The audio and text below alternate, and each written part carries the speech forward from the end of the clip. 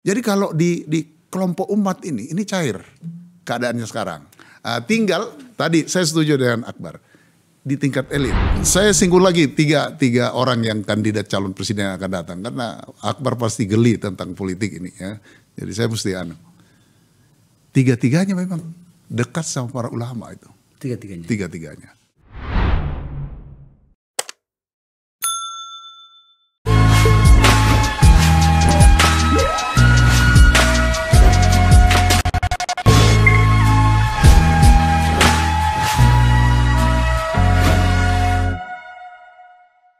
Kita akan bersenang-senang seharusnya pada tanggal 14 Februari tahun 2024.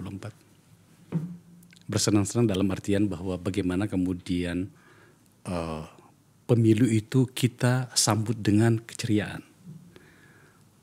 Tak boleh lagi ada kepedihan di situ. Agar kemudian risiko-risiko itu tak kita hadapi, ada baiknya kita berbicara dengan banyak orang. Ini adalah tempat untuk bercakap-cakap seperti tema kami di sini. Dan hari ini saya bercakap dengan orang yang saya hormati, kolega lama saya sebenarnya. Kalau tidak mau dikatakan ini adalah abang saya. Mantan Kapolri, Bintang 3 dan sekarang ini banyak mengambil peran dan sikap di antara kepentingan mungkin kepentingan praktis barangkali. Beliau berada di tengah. Tanda petik yang besar dari saya berada di tengah. Komjen Pol Safruddin Kambo. Pak Saf, terima kasih sudah hadir di sini. Terima kasih. Itu pembukaan saya tadi Pak Saf. Ada banyak catatan yang diberikan kepada kami di sini. Akbar Faisal sensor, jadilah penengah, jadilah sebuah jalan keluar, terutama ketika politik itu menjadi tidak menyenangkan. Oke. Setahu saya Pak Saf itu sekarang banyak jabatannya dan semuanya berada pada wilayah yang dimana kita secara psikologis ada, terutama Islam ya. Jabatan awalnya itu pada situasi yang sangat besar itu adalah Ketua Harian Dewan Masjid Indonesia, sekarang berkembang.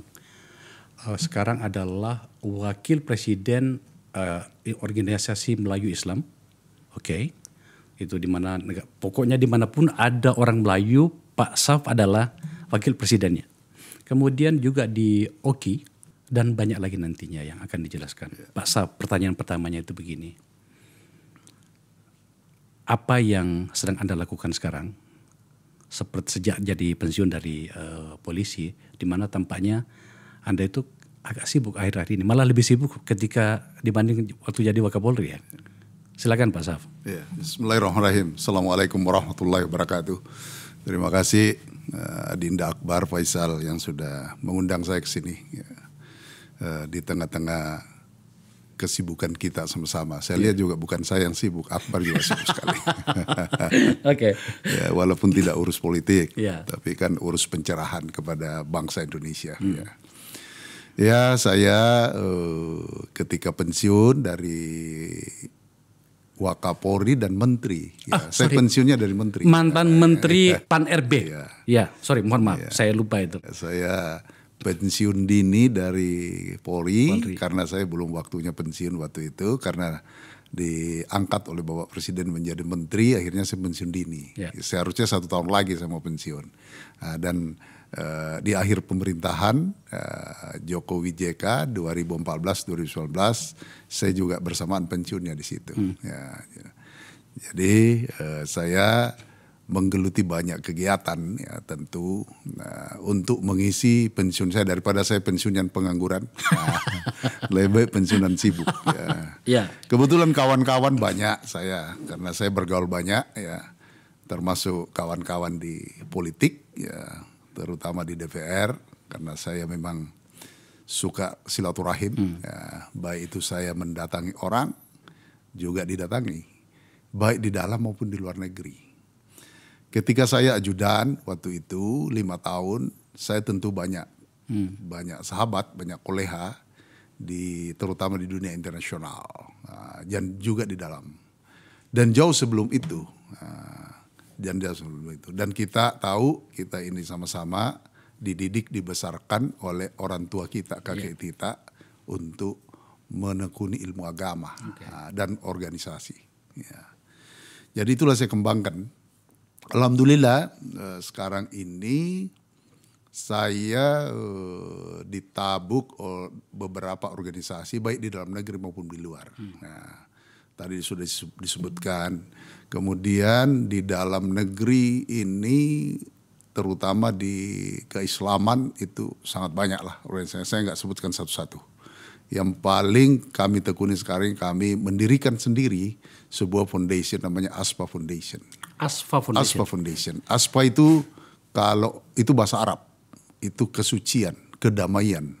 Makanya kami punya tagline itu Peace for the World. Ya, damai untuk alam semesta. Ya. Di dunia internasional saya adalah ditunjuk, bukan dipilih, ditunjuk menjadi Vice President Islamic World, The Malay Islamic World. Ya.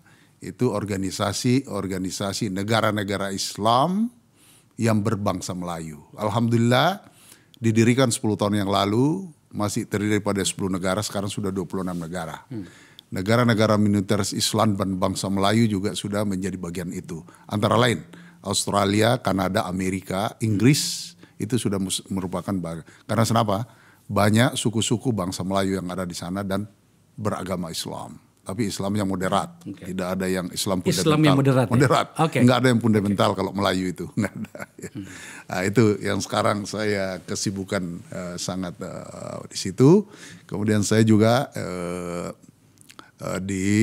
bekerja di Liga Muslim Dunia. Saya juga bekerja kebetulan di satu lembaga, satu legium. Yang dibawahi oleh OIC, Organization Islamic Corporation. Kebetulan lembaga kami yang di bawah OIC itu bermarkasnya di Kairo, Egypt, Mesir.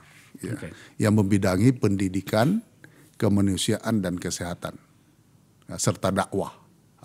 Saya bukan ulama, tapi sudah membawa itu. Dan insya Allah dalam akhir bulan ini saya akan dipanggil lagi ke sana untuk menerima penunjukan sebagai koordinator untuk Asia Tenggara. Ya. Jadi itulah yang saya tekuni kerjakan sekarang. Di satu sisi juga di dalam negeri saya karena dengan ASPA Foundation itu salah satu membidangi pendidikan. Oleh karena itu kami menekuni ataupun berkolaborasi dengan ormas-ormas Islam, baik itu ormasnya maupun lembaga pendidikannya. Lembaga pendidikan Islam itu kita ketahui adalah di pesantren-pesantren, madrasah-madrasah. Ya. Organisasi Islam yang jelas yang kita ketahui pasti NU, Muhammadiyah. Kemudian pesantren itu ada yang kita kenal dengan pesantren Salafiyah, yaitu pesantren tradisional dan seluruhnya itu adalah pesantren NU kalau Salafiyah. Jadi jalan sama pengertian Salafiyah dan Salafi. Salafus Saleh ya. Salafiyah itu adalah nama pesantren NU yang tradisional, antara lain Tebu Ireng, Lirboyo dan sebagainya. Buntet apa macam-macam. Kemudian ada pesantren Muhammadiyah. Ada lagi namanya pesantren Asriyah. Asriyah itu pesantren modern, tidak berafiliasi kepada NU, tidak juga kepada Muhammadiyah. Ini berada di tengah-tengah. Itu leadernya adalah Gontor. Ya, mungkin masyarakat tahu Gontor. Gontor sekarang itu punya anak-anak cabang, punya cucu-cucu. Nah, itu pesantren ini modern namanya Asriyah. Dengan kolaborasi dengan ASPA Foundation yang kami dirikan, kami membangun satu kebersamaan, yaitu membangun dan mendidik SDM unggul untuk dipersiapkan estafet kepemimpinan ke depan. Saya dengar sudah memberikan juga beasiswa ya, sampai ribuan ya. Beasiswa sampai alhamdulillah sampai sekarang ini kita sudah 1.000. Tapi beasiswanya bukan hanya sekolah agama.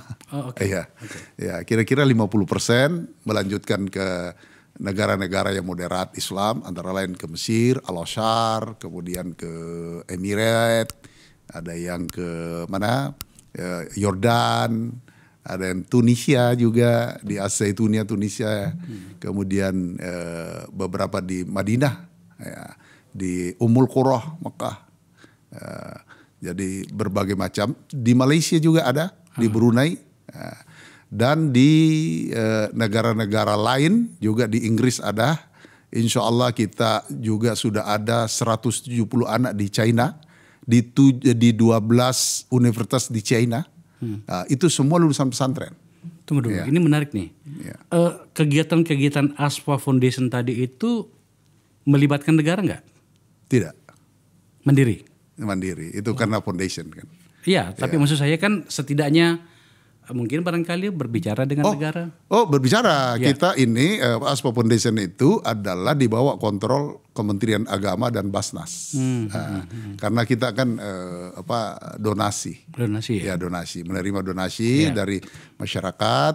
Kemudian semua laporan itu kita ke Basnas. Badan Zakat, Amil Zakat Nasional. Keharusan ya, kewajiban. Keharusan. Dan ke Kementerian Agama. Iya.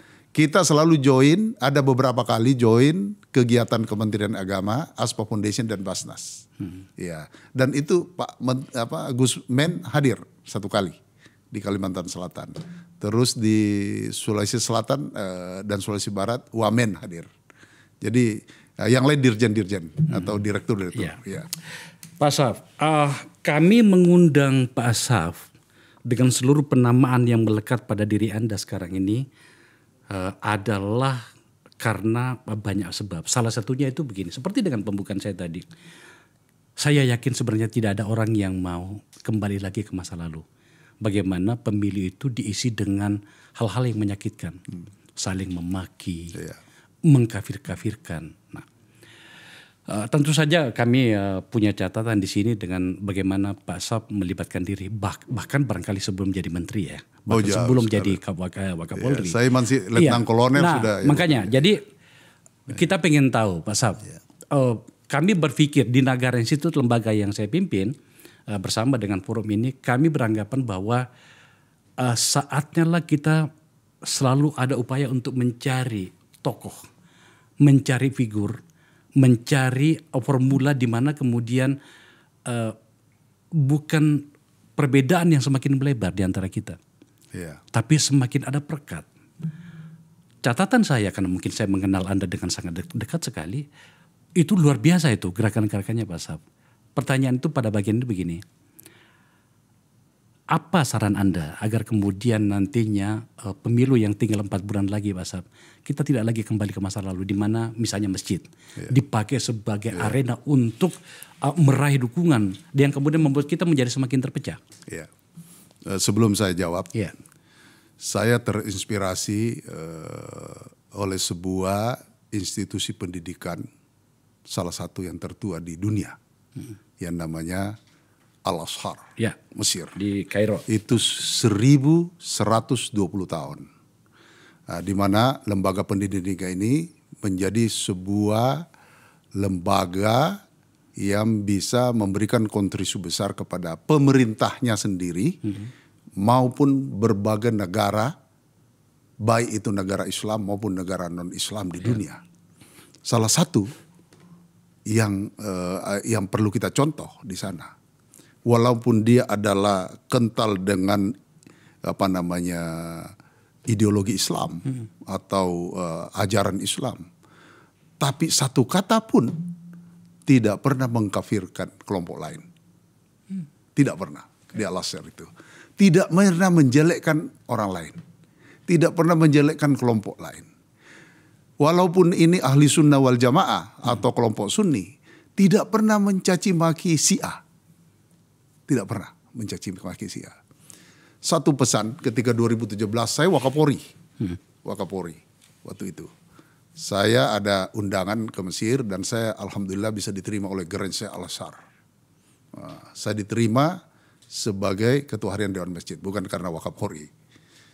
Satu pesannya kepada saya, bahwa Anda sebagai jenderal dan sebagai pemimpin salah satu organisasi Islam di Indonesia, tolong jaga sentra-sentra peradaban Islam, baik itu tempat ibadah mau tempat-tempat pendidikan, supaya satu sama lain tidak berselisih, baik berselisih fisik maupun berselisih kata-kata.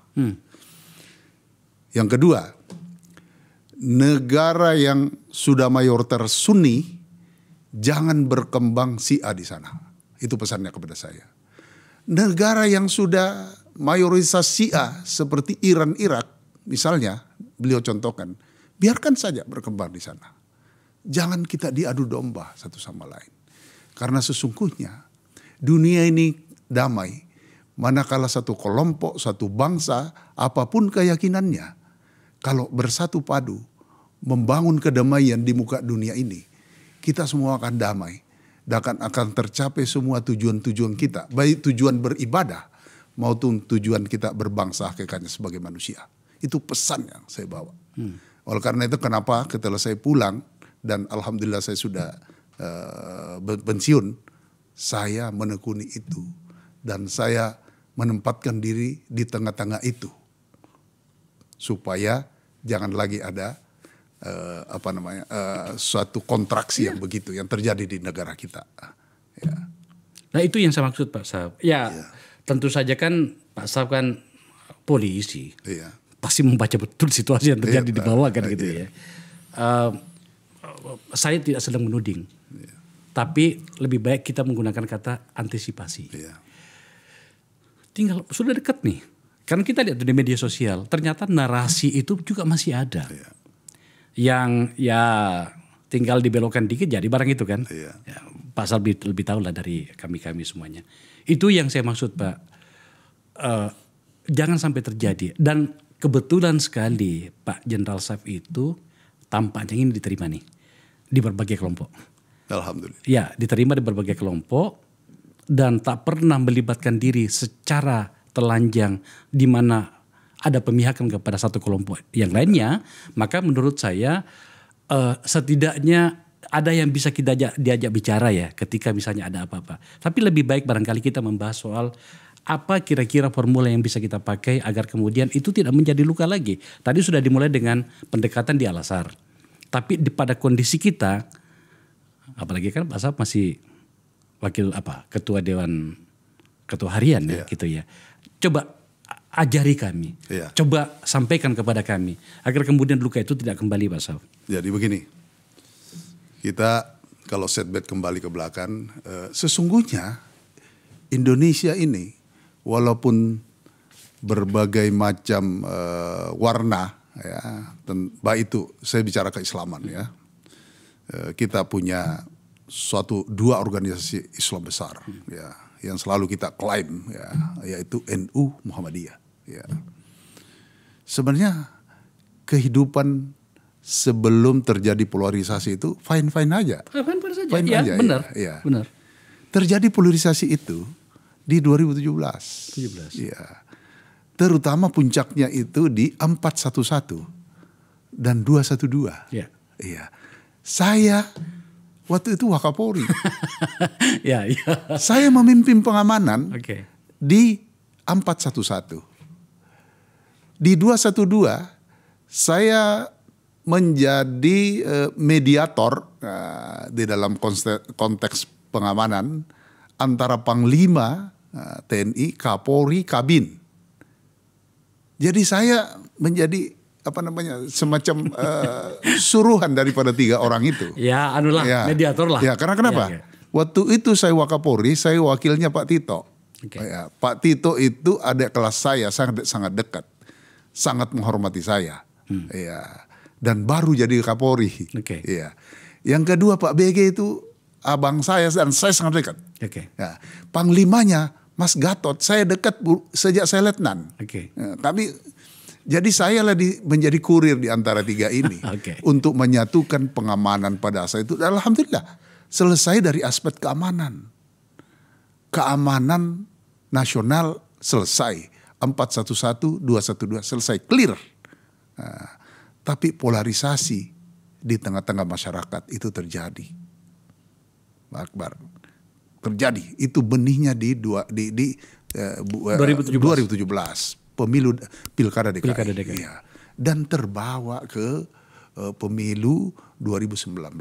Baik itu pemilu presiden, pilpres maupun pilkada. Terutama pilkada di provinsi DKI dan beberapa provinsi yang besar di Indonesia. Tidak lagi menjadi hanya di Jakarta. Oke. Iya. Tapi begini, it's okay lah. 2019 itu sudah lewat.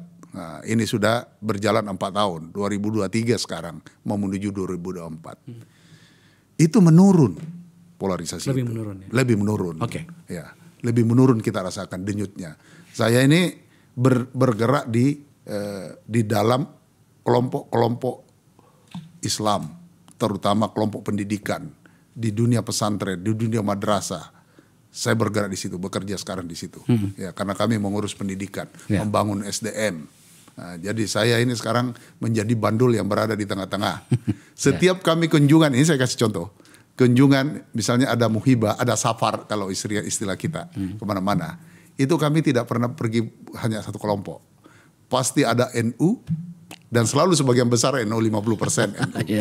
Kira-kira 25%-nya Muhammadiyah, 25%-nya yang lain lah, organisasi lain. Selalu begitu. Insya Allah nanti 10 hari lagi kita juga akan safar lagi ke China dengan para ulama-ulama. Ke Xinjiang ya? Xinjiang.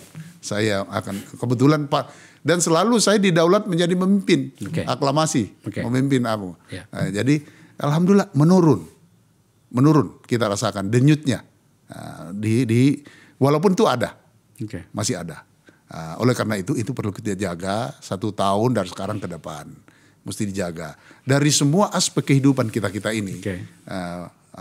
Adinda Akbar sekarang bergerak di masalah-masalah komunikasi dan politik. Itu politik Anda nggak bisa tinggalin. Jadi itu bergerak di situ. Saya bergerak di kalangan keumatan misalnya ya, walaupun saya bukan ulama, bukan kiai, bukan gus juga, tapi saya bergerak di situ sebagai bandul tengah, dianggap oleh bandul tengah oleh para kiai-kiai. Mari kita satukan padu para ekonom. Jadi semua aspek kehidupan bangsa Indonesia itu harus satukan pemikirannya, satukan jiwa kita untuk kita jangan lagi mengulang apa yang terjadi di 2017 itu yang kita alami. Polarisasi ini akan menurun terus. Insya Allah 2024 itu akan menurun dan ke depannya hope-nya itu 2029. 2029. Ya, jadi kalau Anda mau maju lagi tempur di politik 2029 bagus. Masih muda. Ya. Kalau saya sudah tua 62 tahun. Ya saya sudah tua agak benar juga Mas. Oke, tentu saja itu harapan kita Pak. Dan saya harus mengakui bahwa memang menurun. Semakin banyak orang yang memahami situasinya. Bahwa ternyata kita nggak bergerak ke depan nih kalau ikutin pola itu. Pada saat yang bersamaan tampaknya justru masalahnya di tingkat elit. Ini juga yang harus kita sampaikan ya. Makanya saya undang Pak Asap untuk itu. Pada wilayah elit menjadi perdebatan siapa mengajak siapa. Ya kan?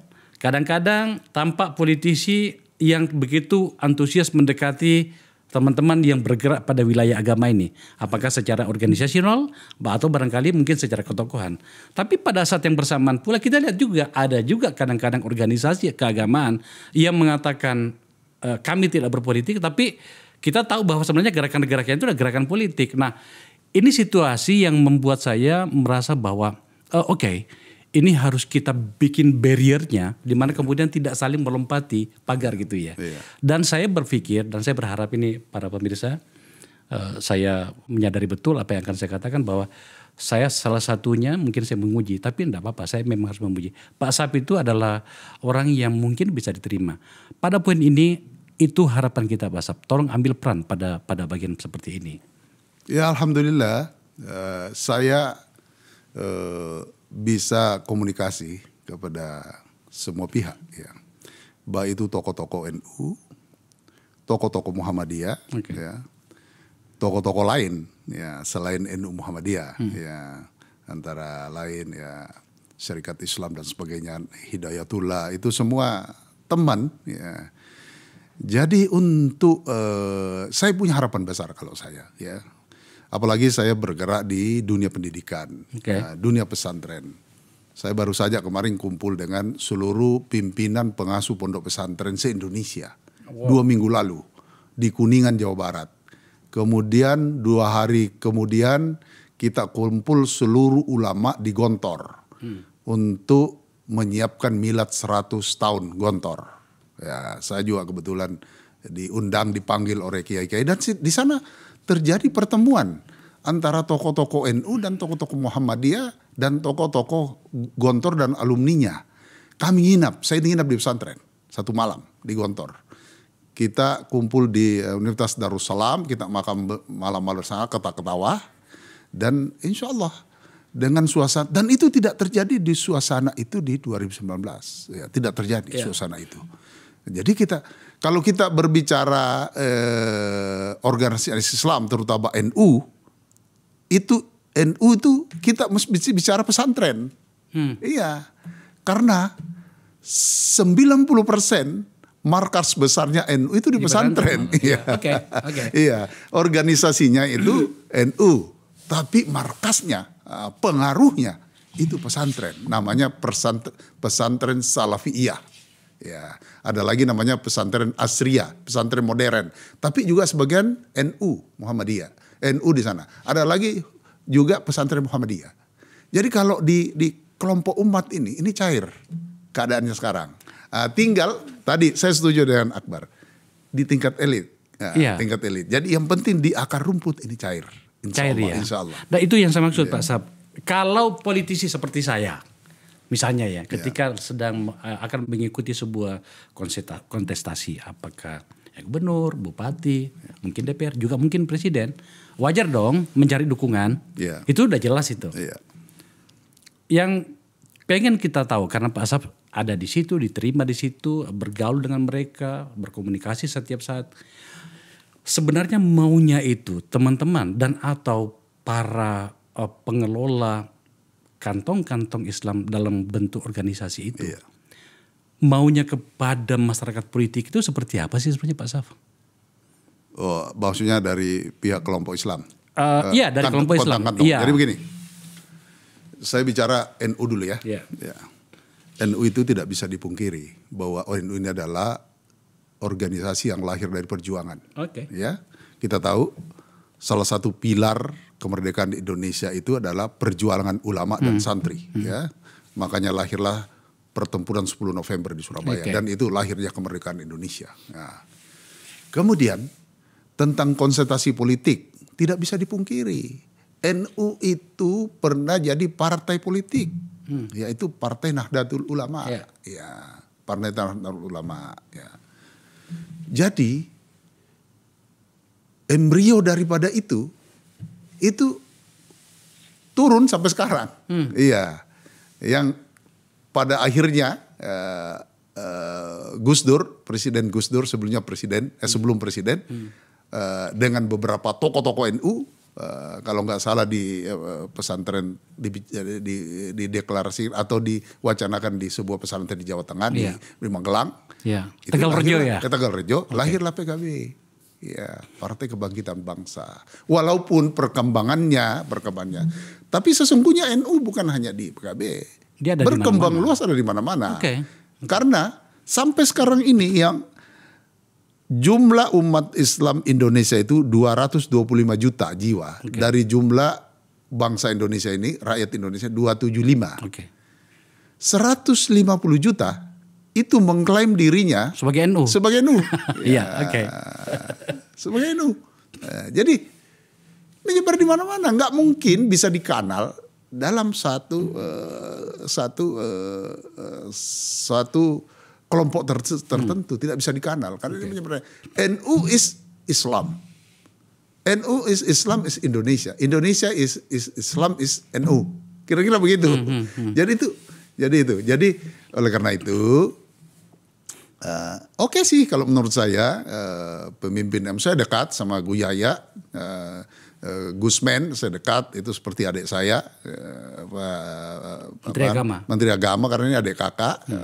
Kemudian saya kemarin alhamdulillah haji bersama Rais Am, Kiai Miftahul Ahyar dengan 14 kiai-kiai NU, satu tenda sama-sama haji, sama-sama berdoa, dan saya didaulat memberikan sambutan di Arafah, ya. Dan yang khutbah Wakil Rais Am, waktu itu saya memohon kepada Rais Am dan Wakil Rais Am untuk khutbah di Arafah, dan alhamdulillah dipenuhi permohonan kami. Ya, alhamdulillah. Jadi kira-kira begitu. Oke, semua saya rasa sih insya Allah mudah-mudahan, cuma satu pesan saya kepada elit. Jadi tolong manakala terjun ke lapangan untuk meminta dukungan, tolong kita saling menjaga. Karena kita ini simbol-simbol peradaban Islam, masjid, pesantren, kemudian madrasah. Ini adalah simbol peradaban Islam. Jadi kita saling menghargai. Para kiai-kiai itu semua terbuka tangannya untuk menerima siapapun yang datang. Tapi yang penting kita juga menghormati, ya, para kiai menghormati kita. Ya, itu yang saya alami denyutnya.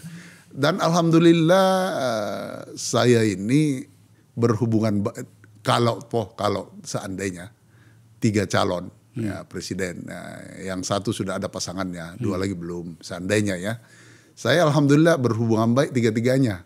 Ya, Pak Prabowo itu senior saya dekat sama beliau.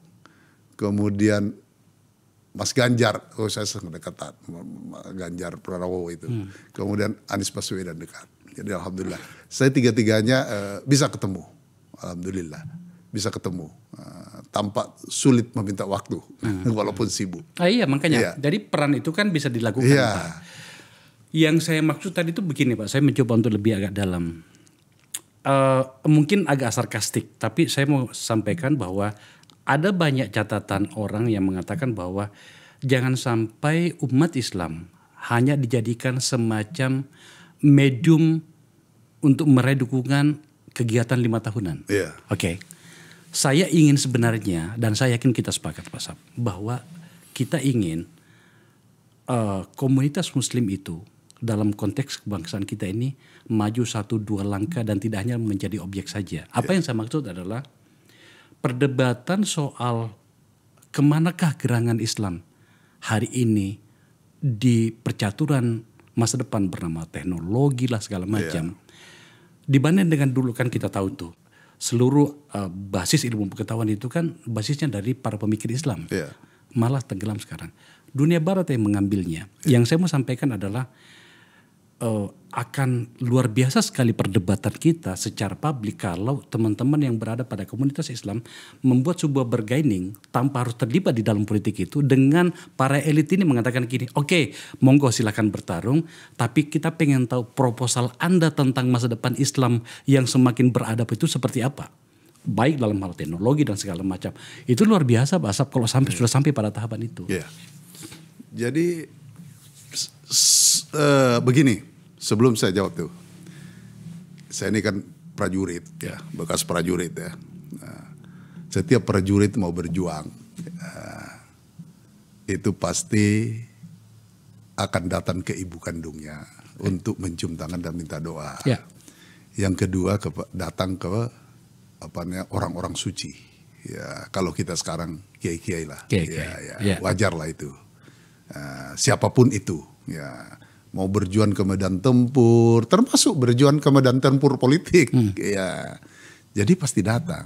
Jadi karena itu kami dan seluruh para pemangku daripada, karena saya sebut kami karena saya sudah ada di situ, kita terbuka saja, ya, monggo datang, silahkan datang bersilaturahim, ya, tentu yang penting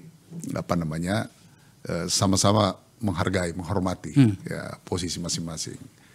Dan saya singgung lagi tiga orang yang kandidat calon presiden yang akan datang, karena Akbar pasti geli tentang politik ini ya.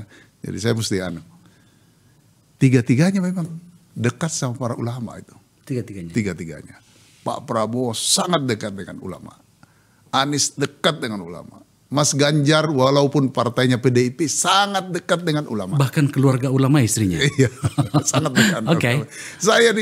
Saya ini di Jawa Tengah. Saya kira-kira sudah 20% pesantren di Jawa Tengah saya sudah datang. Ya. Dan rajin soan, Mas Ganjar. Rajin soan. Tiga-tiganya rajin soan. Bukan karena mau jadi presiden. Memang komunikasi. Jadi wajar kalau respon, saya nggak tahu kalau apa lainnya. Saya cuma menyebutkan 3 calon presiden. Karena insya Allah mungkin 3 calon presiden ya. Tidak berubah ya. Jadi tiga-tiga dekat. Saya ini kan hampir tiap hari hidupnya pindah dari pesantren ke pesantren. Dan pasti itu ceritanya. Ya. Kapan itu Pak Ganjar baru keluar dari pesantren Jawa Tengah, saya datang. Nah, Pak Prabowo baru keluar dari Terus Pacitan, saya datang. Nah, bukan saya datang karena kebetulan ada acara. Karena ini kan kita urusan Aspa Foundation. Jadi sebenarnya Pak Saf ingin mengatakan, sebenarnya ketiga nama ini ada di dalam hati dan pikiran pesantren. Oke. Ya, dekat sama NU, dekat sama Muhammadiyah. Jadi makanya saya punya harapan besar atau harapan kita bersama bahwa tidak akan terjadi lagi polarisasi seperti 2019. Tidak akan terjadi karena elitnya begitu. Bisa diperhatikan. Ya. Nah, tinggal satu, pengikut-pengikutnya pada relawannya jangan saling serang. Ya. Orang bosnya aja nggak saling nyerang, ngapain yang dibawa nyerang-nyerang? Sebenarnya itu masalah. Iya, jangan saling serang lah yang dibawa ini. Bosnya enggak. Tidak pernah saya dengar, hampir tidak pernah seperti 2019 saling serang kan. Kalau sekarang enggak. Happy-happy, rangkulan tuh. Pak Prabowo ketemu Pak Ganjar peluk-pelukan. Ganjar ketemu Anies peluk-pelukan aja. Fine-fine aja. Ya, lebih bagus lagi, satu lagi saya pesan kemarin. Kebetulan saya ketemu salah satu ketua TKN. Tim pemenangannya Pak Ganjar. Pak Ganjar. Ya, sekarang namanya TPN. TPN, Tim Pemenangan Nasional. Namanya Adinda Arsad. Itu seperti adik saya. Itu fine, oke. Saya berpesan kepada kelompok kebetulan saya ketemu kalau bisa tim pemenang sekelas seperti itu. Ya. Jadi kalau bisa tim pemenang ini berkawan satu sama lain. Itu penting itu. Iya. Jadi jangan melotot, ketemu langsung senyum. Karena kenapa? Nah itu kalau bisa, ya mudah-mudahan kalau bisa ya. Kalau pemenangannya Pak Anies atau Pak Prabowo juga ya bisa saling senyum satu sama lain. Nah, supaya relawannya ikut. Sudah bosnya sudah saling senyum. Tim T-nya sudah saling senyum. Relawannya pasti ikut. Kadang-kadang juga ting T-nya nggak mau diatur gitu. Pak Saf, Anda kan keliling, ya saya agak tahu lah jadwalnya Pak Saf ya. Iya. Keliling dunia kan. Ya, alhamdulillah. Bertemu dengan komunitas itu. Ya, alhamdulillah. Pikiran sahabat-sahabat kita, sahabat muslim kita di luar itu, terutama di negara Arab gitu ya. Itu tentang politik kita seperti apa sih Pak Saf? Begini, saya ini sangat dekat dengan Sheikh Al-Isa, Sekretaris Jenderal Liga Muslim Dunia. Ya, saya sangat dekat. Setiap saya ke Saudi pasti saya dipanggil. Ya, bukan saya minta waktu, orang sulit cari waktu, tapi saya selalu dipanggil. Beliau selalu mengatakan punya harapan besar terhadap Indonesia.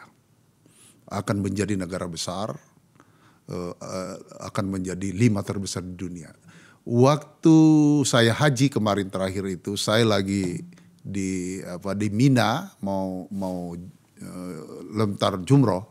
Tiba-tiba ada pesan dari utusannya untuk saya dipanggil ngadap ke kantor. Saya udah di Mina nih, terpaksa saya ke sana dulu, baru balik lagi ke Mina, baru jumroh itu. Saya pikir apa yang diomongin? Omongannya itu habis pertemuan di sebuah negara di Afrika dan di India kalau nggak salah, dan yang diperbincangkan Indonesia. Oh ya? Iya. Nah, dia sampaikan ke saya bahwa Safruddin, negara Anda akan jadi negara besar. Ketika negara Anda menjadi negara besar, otomatis representasi Islam di dunia ini akan sangat diperhitungkan. Ya, karena Indonesia menjadi negara Islam terbesar di dunia dan sekaligus Indonesia Islamnya moderat. Ya, tidak seperti di banyakkan negara-negara Timur Tengah, Afrika Utara. Indonesia beda. Indonesia bisa menjadi kiblat baru umat Islam dunia. Bahkan menjadi kiblat baru bangsa-bangsa lain di dunia. Nah, itu. Oh, jadi disampaikan kepada saya. Jadi mereka sebenarnya berpikir dan berharap Indonesia ini akan besar. Besar tetapi dalam posisi sebagai negara moderat ya? Negara moderat. Oh, oke. Iya, negara moderat. Nah, makanya tentang fundamental, radikalisme, fundamentalisme, macam-macam, apalagi terorisme, itu harus kita betul-betul minimize. Jangan sampai mengganggu. Jangan sampai mengganggu. Karena harapan dunia, bukan harapan dunia Islam ya, harapan dunia kepada Indonesia adalah menjadi negara besar dan sekaligus menjadi pemimpin Islam yang moderat baru di dunia. Nah, itu. Jadi kita akan menjadi negara besar, saya ulangi lagi Pak Sab, karena ini penting. Topik ini saya angkat juga karena itu tadi masih ada sisa kegelisahan. Nah, saya tentu saja senang Pak Sab mengatakan tadi pasti akan menurun dari 2019. Ya, menurun. Iya. Ya. Tapi perlu kita deklar ulang bahwa banyak negara berharap kita menjadi negara besar dan insya Allah akan seperti itu. Ya. Dengan catatan bahwa kita menjadi negara yang lebih moderat. Lebih moderat. Di harapan masa depan ya. Di harapan besar. Oh, okay. Semua negara-negara Islam di dunia menggantung harapkan kepada Indonesia. Karena kenapa? Jumlah umat Islamnya 225 juta. Iya. Dikumpulin seluruh negara Islam di Afrika, masih banyak Indonesia. Ya. Yeah. Ya, makanya suatu ketika, ini saya joke, ketika saya berkunjung di sebuah foundation kaya di negara Eropa. Yeah. Saya joke sama dia, kemana duit salurkan uang sedekah Anda, saya tanya ini dalam bahasa Inggris lah. Dia bilang 90% ke Afrika. Ya. Akhirnya saya jawab sama dia, Anda kumpulkan semua negara Islam di Afrika, negara Islam Indonesia masih besar. Ya. Kenapa nggak pernah nyiprati ke kita? Ya. Banyak umat Islam masih terbelakang di Indonesia, masih yang putus sekolah dan sebagainya, masih macam-macam. Ya, terutama yang ada di pesantren-pesantren. Oleh karena itu kita perlu menjaga keseimbangan. Ya. Nggak usah saya bicara keadilan, keseimbangan ya di Indonesia ini antara banyak lembaga-lembaga pendidikan kita. Ini mudah-mudahan Gusmen Yakut mendengar ini, terutama di kalangan Islam itu masih belum memadai. Madrasah-madrasah, pesantren-pesantren kita, terutama Salantren Salafiyah, pesantren NU itu fasilitasnya masih berkekurangan. Nah, saya ini sudah menjelajah Dinda Akbar, sudah hampir 300 pesantren saya datangin di Jawa, tidak usah cerita di luar Jawa, di Jawa masih berkekurangan. Santrinya banyak, ada namanya Al-Hikmah di Brebes itu santrinya 28.000, tapi fasilitasnya kurang. Santrinya tidur di masjid, santrinya tidur di teras-teras dan sebagainya. Ini perlu keseimbangan, ya. Bangsa ini, negara ini harus menjaga keseimbangan itu. Saya nggak kepada pemerintah, tapi negara. Ya, negara itu lebih luas. Kalau pemerintah nanti kepada presiden lagi, jangan selalu dibuangkan ke presiden. Negara, termasuk kita, termasuk Akbar, termasuk saya. Kami kita ini bagian daripada anak bangsa, bagian daripada negara itu. Betul. Jadi itu pesan saya. Ini seperti ini loh Pak Sab. Yang seperti ini yang pengen kita dengarkan. Dari teman-teman yang memilih untuk bergerak di wilayah keislaman. Iya. Jadi jangan malah unsur politisasinya yang ditonjolkan, tapi unsur-unsur yang berhubungan dengan keumatannya itu menjadi nomor 2. Iya. Ya, meskipun ya jualannya seakan-akan untuk keumatan. Iya. Itu tadi yang saya maksud. Kan tadi saya bicara tentang bisa nggak teman-teman yang bergerak di wilayah keislaman itu atau di pondok misalnya, langsung saja bicara pondok, mencari proposal atau menunggu proposal dari para kandidat presiden ini. Kalau Bapak jadi presiden, kalau Anda jadi presiden, apa tawaran Anda untuk Islam masa depan? Kan dahsyat itu Pak Sab itu. Yang Bapak sampaikan tadi kan sebenarnya itu juga kan gitu ya. Sebagian besar kiai sudah nanya itu. Itu dia. Sekarang sudah seragam. Sudah mulai menanyakan itu. Sudah. Oh, oke. Sudah. Karena beberapa kiai udah sampaikan ke saya. Sudah datang si calon A, saya sudah tanya Pak Sahab, si calon B sudah saya tanya Pak Sahab gitu. Sudah. Itu yang menarik Pak. Jadi gitu ya. sebelum Akbar perintah ke kita sudah laksanakan. Sudah itu. Dan sudah paham semua. Saya rasa sekarang ini insya Allah kalau 3 calon ini, 3-3 yang sudah paham tentang dunia ini. 3-3 sudah paham. Tinggal bagaimana, apakah dilaksanakan nanti atau tidak? Insya Allah dilaksanakan. Okay. Kita harapan. Kalau enggak kita datangin. Saya bisa datangin 3-3. Saya bisa nggak pulang dari rumahnya. Okay. Ya, saya aja 200 kiai saya nggak pulang dari halaman istana misalnya. Okay. Ya, saya mimpin. Bukan demo. Yeah. Tapi minta makan. Pak Saf, terima kasih sempat datang berbicara seperti ini. Karena gini Pak Saf. Kita itu ternyata suka bertengkar, tanda petik ya. Iya. Jadi kalau acaranya di sini debatnya itu keras-kerasan, itu mereka suka. Iya. Saya berikan penyeimbangan di sini. Iya. Ada saatnya kita berbicara tentang harapan. Tadi terakhir Pak Saf menguncinya dengan mengatakan hope gitu ya, itu harapan. Dan sejujurnya sekali lagi, mungkin saya memuji, tapi saya bersedia untuk itu. Pak Saf itu bisa menjadi perkat ya. Dari problem elit kita. Kan Anda diterima di berbagai tempat. Ya, alhamdulillah, iya, kan? Alhamdulillah. Saya jarang-jarang loh Pak memuji orang Pak di forum saya loh Pak gitu kan. Alhamdulillah. Iya. Saya diterima karena begini, saya nggak punya kepentingan. Itu dia. Saya nggak mau jadi apa-apa. Bahkan keluar duit sendiri. Saya selalu ditanya kalau poro kiai kumpul, Pak Saf ini kita bagaimana kalau kita usulkan? Saya bilang, ya jangan. Saya tidak bersedia.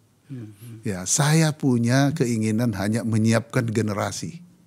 Makanya kenapa kami mendirikan foundation yang khusus menangani beasiswa. Pendidikan itu ya. Ya, kita harus siapkan generasi itu. Alhamdulillah kami punya anak-anak sekarang sudah tersebar di 17 negara. Nah, negara Islamnya itu hanya 3. Oh ya. 14-nya negara yang artinya tidak Islam, tidak mayoritas Islam. Ya. Bukan negara Islam. Iya. 170 anak-anak lulusan pesantren kami itu ada di China, Pak. Oh, luar biasa. Kita rencanakan nanti ada di Inggris sudah, Cambridge, apa macam-macam sudah ada. Di Harvard sudah ada. Di Australia ada. Di mana-mana ada ini. Ya, itu kita. Ini gotong royong kawan-kawan ini. Ini saya juga pada kesempatan ini terima kasih kepada para donatur yang baik hati, yang ikhlas, yang betul-betul tidak mau disebut namanya, hanya mau disebut hamba Allah. Ya, dan kami tidak ngirim-ngirim proposal, datang. Ya kebetulan. Itu mungkin karena mereka itu karena temannya Pak Saf kali. Dia mungkin kasihan ini Pak Saf pensiun kalau kita nggak bantu yayasannya bisa pengangguran nih. Kira-kira gitulah. Ya, alhamdulillah. Iya. Pak Saf, sekali lagi terima kasih ya. Terima kasih telah berbicara dengan kita. Pemirsa, itu tadi diskusi saya dengan Pak Jenderal Safruddin yang mantan Menteri, mantan Wakapolri. Hari ini ternyata memilih untuk lebih sibuk lagi dengan masuk pada kantong-kantong yang tanda petik Islam itu tadi. Ada banyak yang kami perdebatkan, tapi satu intinya. Ternyata bukan lagi saatnya untuk kita berkelahi untuk hal-hal yang mungkin kita tidak pahami. Islam harus bersatu dan tujuannya adalah masa depan. Beliau sudah mendirikan yayasan tadi, sudah membina ribuan orang. Sekali lagi, mari menjemput pemilu dengan bahagia. Tidak harus terpecah. Dan kepada para elit, monggo silakan cari dukungan, tapi dengan cara yang lebih baik pula. Kenapa? Karena ternyata Pak Kiai-Kiai itu di pesantren itu sudah paham, sudah hatam betul. Itu tadi yang saya dapat dari Pak Saf. Terima kasih telah menyaksikan acara ini.